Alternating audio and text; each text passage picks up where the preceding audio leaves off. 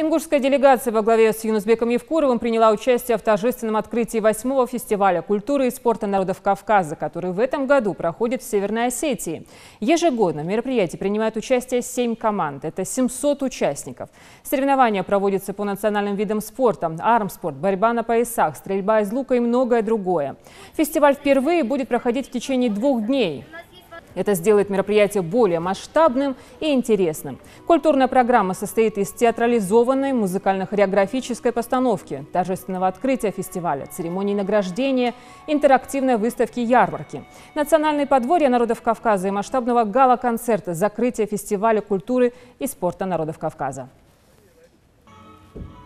Здесь представлены многие виды прикладного искусства. Это художественное литье металла, это предметы из рыбьей кожи, в частности картины из рыбьей кожи, бисероплетение. Совершенно уникальные башенные комплексы, которые создаются из речного камня. Здесь представлена резьба по дереву, здесь представлены предметы древнейшего быта, станки, ткацкие станки, станок для возделывания кожи животных, очень много бытовых предметов, которые современные жители Ингушетии, он их не знает.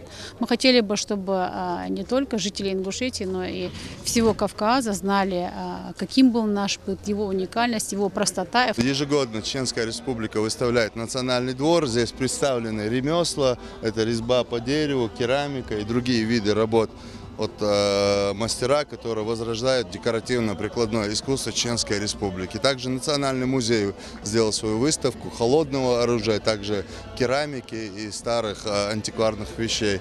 Национальная еда будет, танцы будут. Все будет красиво, я думаю.